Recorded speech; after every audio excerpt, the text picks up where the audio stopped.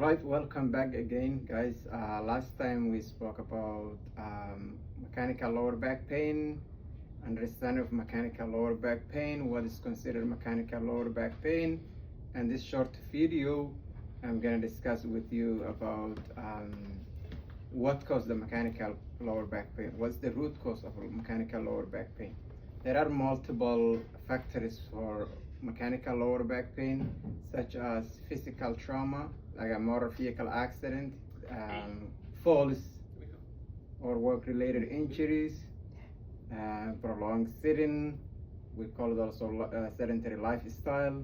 Another factor could be medical conditions. The pain is coming from past medical history, and pregnancy can be one of the factors.